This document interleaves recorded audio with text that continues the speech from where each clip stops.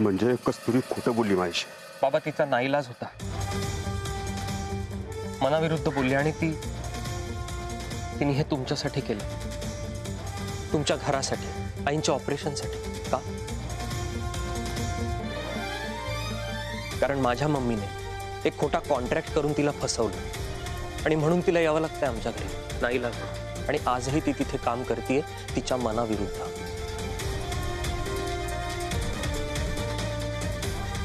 बाबा मला कस्तुरीने खरं तर पहिल्या भेटीतच सांगितलं होतं की तिला गुंड माणसांशी आणि गुंड प्रवृत्तीच्या माणसांशी अजिबात संबंध ठेवायचे नाही.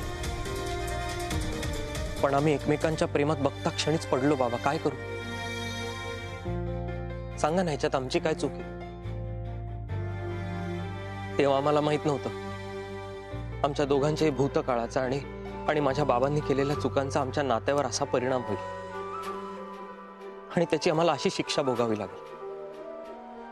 तेव्हाच जर तिला सगळं खरं कळलं असतं तर कस्तुरी बरोबर मला बाबांनाही गमवावं लागलं असतं. भाई साटम कसेही असतील पण ते माझे बाबा आहेत आणि माझं त्यांच्यावर तितकंच प्रेम आहे जितकं कस्तुरीचं तुमच्यावर होतं नाही आहे बाबा. म्हणून तिच्या बोलण्याचा तुम्हाला एवढा त्रास होतोय बाबा, आणि त्यांच्यावरच आपण रागवतो. आज कस्तुरी माझ्या घरी मनाविरुद्ध काम करते कारण तिचं प्रोफेशन आहे. हा प्रामाणिकपणा ती तुमच्याकडनं शिकली आहे बाबा. आणि जर ती काम करायला आली नसती तर तुम्ही दिलेली शिकवण आणि हा प्रामाणिकपणा याच्यावरच तिच्या मनात प्रश्नचिन्ह निर्माण झालं असतं.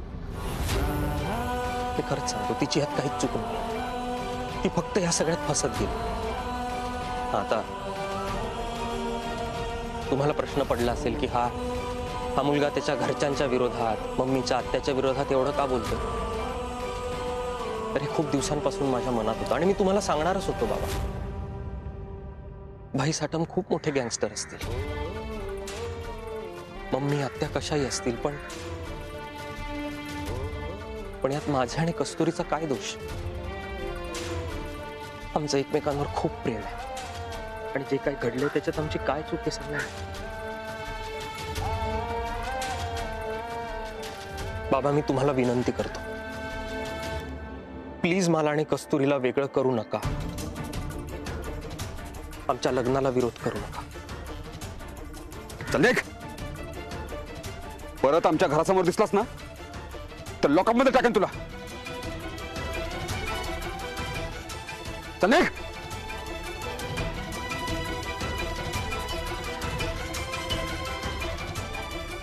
मी तुमच्या होकाराची वाट बघेन. काही झालं तरी एका गुंडाच्या पोराच्या हातात माझ्या पुरीचा हात देणार नाही. चल देख देख.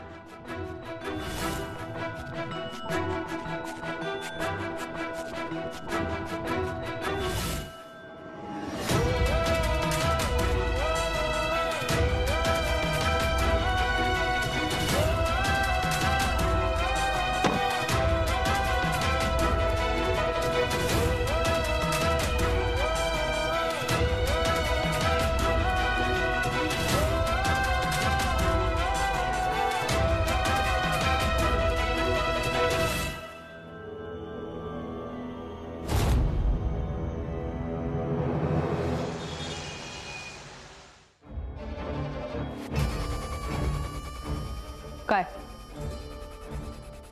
कस्तुरी परत आपल्या घरी येणार आणि एकदा का ती आपल्या घरात परत आली की भाईच्या सेवेत तिला कसं अडकवायचं ते आता मी काय तुला सांगायची गरज नाही. शाबास. बस इतकंच. काय लग्न करून घरात नाही आणली तिला? अगं ते सुद्धा आणि एके दिवशी मारली पदराला गाठ. पण त्या हवालदाराला संशय नाही आला? प्रताप साटमची बहीण आहे मी, संशय सुद्धा आला नाही त्याला.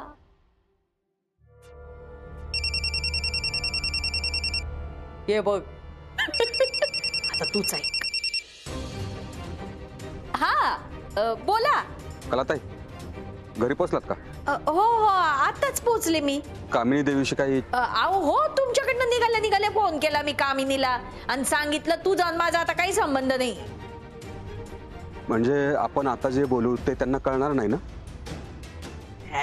तुम्ही बोला बिंदास्त. एक काम करा, हा तुमचा फोन आहे ना तो लाऊडस्पीकरवर ठेवा आणि त्याचा आवाज वाढवा. म्हणजे तुमच्या बाजूला जी कामिनी उभी आहे ना तिला मी काय बोलतोय ना ते कळेल.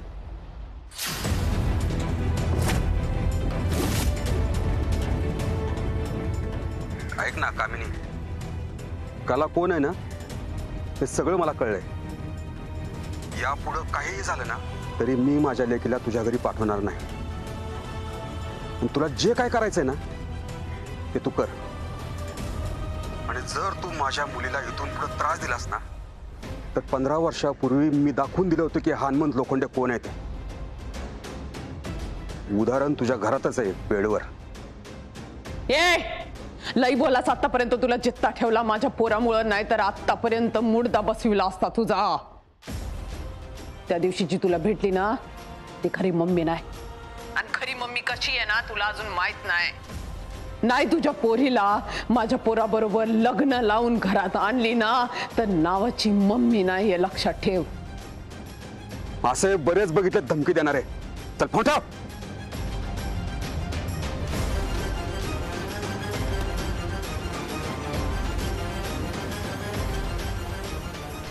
कला या हवालदाराला कुणी सांगितलं? काय विचारती कला? या हवालदाराला कुणी सांगितलं? मी सांगितलं.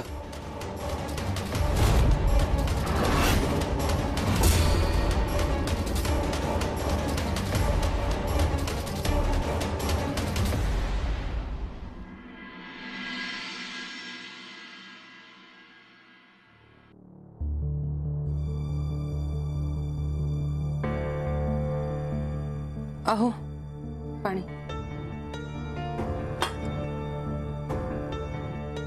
आजपासून ही बाहेर कुठेही जाणार नाही. अहो पण माझा निर्णय झाला आणि फायनल येतो. जोपर्यंत मला सगळं खरं कळत नाही ना, पण काय काय लपवलंय ते कळत नाही ना, तोपर्यंत मी बोलणार नाही.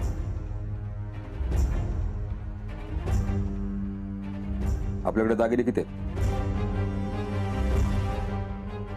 दागिने काय झालं? तुझ्या ऑपरेशनसाठी हिनं त्या गुंडाच्या बायकोकडे स्वतःला घाण ठेवलं.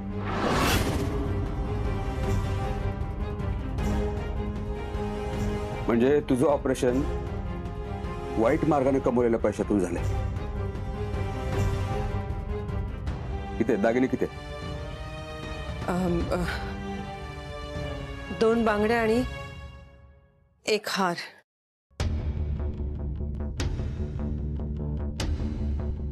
$15 लाख जमवायचे.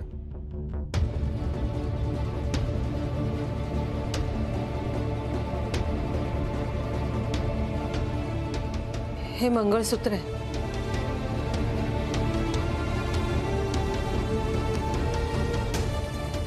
लेकीला तर असं वाटतं आपला बाप काय कामाचं नाही, हा कुठून पैसे जमा करणार.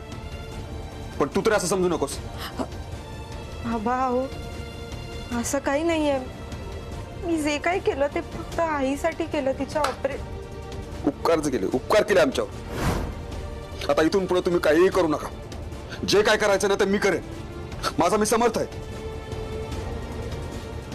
माझं ऐकून तरी घ्या फक्त. काय ऐकून घ्यायचंय?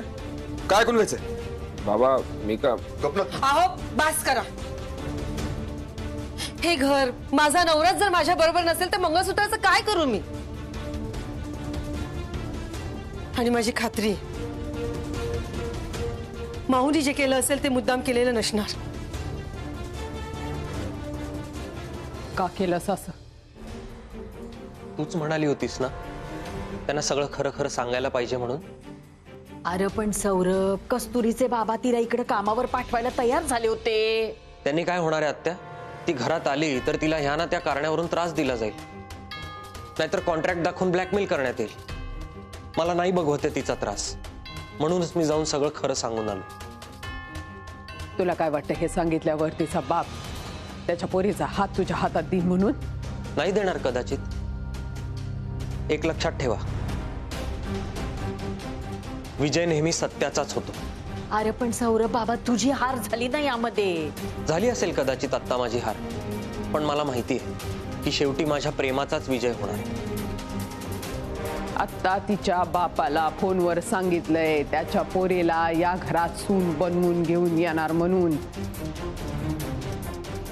मी हार मानणार नाही. आणि मला कोणालाही हरवून जिंकायचं नाहीये. मला सगळ्यांची मनं जिंकून कस्तुरीला या घरात सून म्हणून आणायचंय.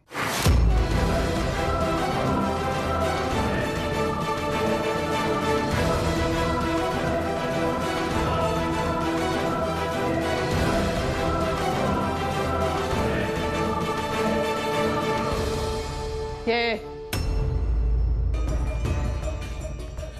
कुठं चालली? ते काही नाही. कुठं नाही. लई वर तोंड करून मी हे करीन मी ते करीन असं म्हणत होतीस ना. जा त्या कस्तुरीला घेऊन ये, नाही तर बोरिया बिस्तारा गुंडाळून या घरातून निघून जायचं.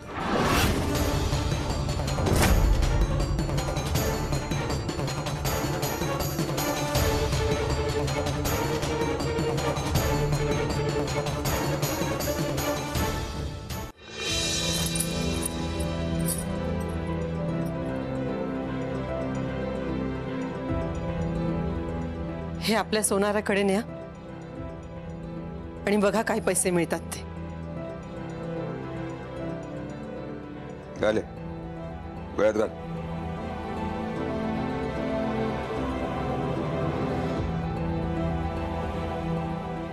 एक वेळ ना मी स्वतःला विकेन,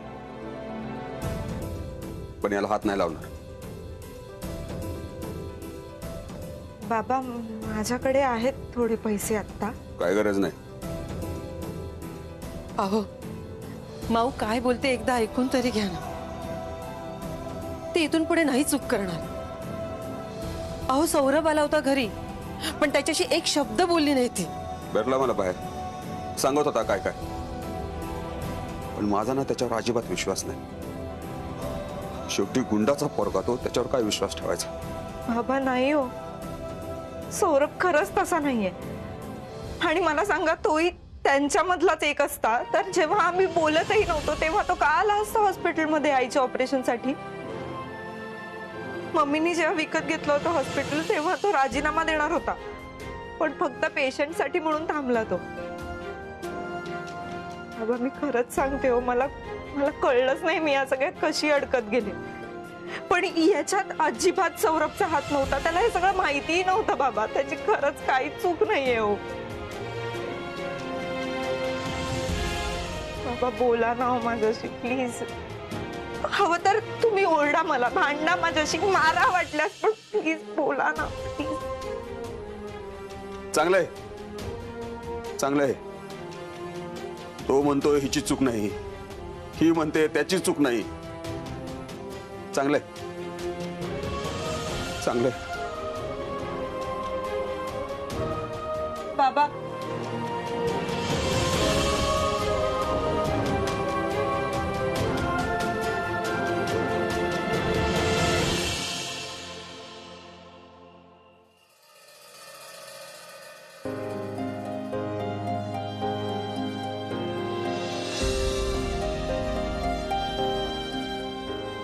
बाबा याआधी मी कधीच तुमच्या मागे लागलो नाही. उठा एवढ्या पोट तिडकीने कधीच बोललो नाही.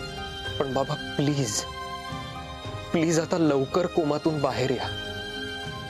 तुमच्या भविष्यासाठी आणि तुमच्या या मुलाच्या भविष्यासाठी हे खूप गरजेचं आहे बाबा. 15 वर्षापूर्वी कस्तुरीच्या बाबांमध्ये आणि तुमच्यामध्ये काय घडलं होतं हे फक्त तुम्हीच सांगू शकता. आता 15 वर्षापूर्वी जे घडलं त्याचा परिणाम आज माझ्या आणि कस्तुरीच्या नात्यावर होतोय. त्यामुळे प्लीज उठा आणि आता एकदा काय ते सांगून टाका. मला माहितीये तुम्हाला सगळं कळतं आणि तुम्हालाही खूप काही बोलायचंय. बाबा हो, कस्तुरीचं या घरात येणं, तिच्या वडिलांचा होकार, माझं लग्न, या सगळ्या गोष्टी आता तुमच्यावर अवलंबून आहेत. तुमच्या दोघात काय झालं हे जर कळलं तरच तुमचा मुलगा सुखी होऊ शकेल बाबा. परिस्थिती हाताबाहेर जायच्या आधी आता बाबा प्लीज जागे व्हा. कस्तुरीची जी परिस्थिती आहे ना त्याला मी कारणीभूत आहे आणि तिचे हाल आता मला नाही बघवत आहेत. तुम्हीच मला मार्ग दाखवू शकता.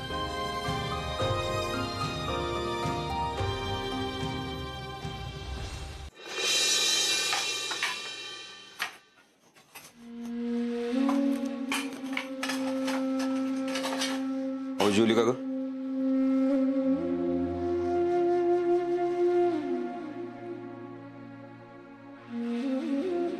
तिचे बाबा उपाशी असताना ती कशी जेवेल? दुपारी सुद्धा काही खाल्लेलं नाही आणि तीच काय कोणीही जेवलेलं नाहीये. तू पण काय खाल्लं नाही? अगं असं कसं करतेस तू? तू तर खाऊन घ्यायचं ना. त्रास होईल तुला. गोळ्या चालत ना तुझ्या. गोळ्याचा इफेक्ट कसा होईल मग? गोळ्या फक्त वरवरचं दुखणं बरं करतात. हे बघा, माऊला माफ करा. झाली तिच्या हातून चूक. तिने ती मान्यही केलीये आणि आपल्या मुलांना आपण नाही माफ करणार तर कोण करणार? तुम्हाला रागवायचं असेल तर रागवा. राहू सगळे उपाशी. लक्ष्मी, लहानपणापासून ना माऊला मी तळहाताच्या फोडासारखं जपले. जरा सुद्धा खर्चटू दिले नाही. आणि आपल्यासाठी ना तिने त्या गुंडाच्या बायकोकडे स्वतःला घाण ठेवलं. पोलीस आहे ग मी, पोलीस. तो सौरभ आहे ना, मोठेपणा दाखवायला आला होता इकडे. ते दोघं एकमेकांची बाजू घेत आहेत, एकमेकांना वाचवायचा प्रयत्न करतायत. तो सौरभ आहे ना एका गुंडाचा पोरगा आहे आणि तो आपले रंग दाखवणारच बघतो. त्यामुळे काही झालं ना तरी मी माऊला आणि सौरभला एकत्र येऊ देणार नाही.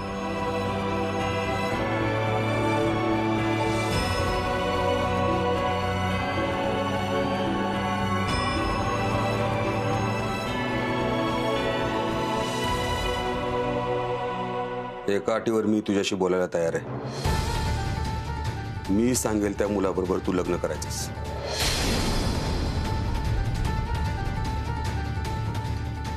बोल, आहेस तयार?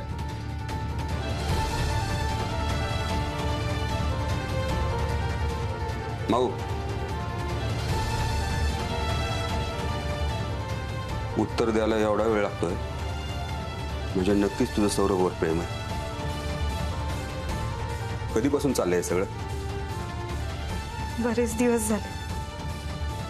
म्हणजे विजया पकडला गेला आणि तू पकडली गेली नाहीस. नाही बाबा, फरक आहे. कारण आमच्या प्रेमाला विरोध झाला कारण आम्ही सेटल नव्हतो. पण माऊ आणि सौरभचं तसं नाहीये. त्यांच्या प्रेमाला विरोध होण्याचं कारणच नाहीये. कारण नाही, तो एका गुंडाचा पोरगा आहे हे सगळ्यात मोठं कारण आहे. त्यामुळे मी माझ्या पोरीचा हात त्याच्या हातात देणार नाही. माऊ, तू माझ्या प्रश्नाचं अजून उत्तर दिलेलं नाहीस. याचा अर्थ तुझा नकार आहे. आणि असं असेल ना तर तुझा माझा आजपासून संबंध संपला. अहो काय बोलताय तुम्ही? आपली मुलगी आहे ती. लक्ष्मी, तू मध्ये बोलू नको.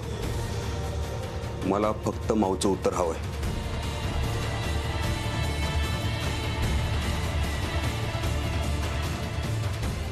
मी तयार आहे लग्नाला.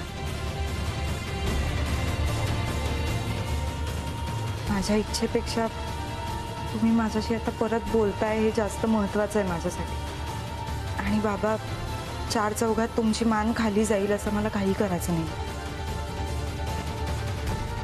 तुम्ही माझ्यासाठी जो मुलगा निवडाल तो चांगलाच निवडाल याची मला खात्री. हो, काय बोलतेस तू? विजू, बाबा आता माझ्याशी पूर्वीसारखं बोलतायत हेच खूप आहे माझ्यासाठी.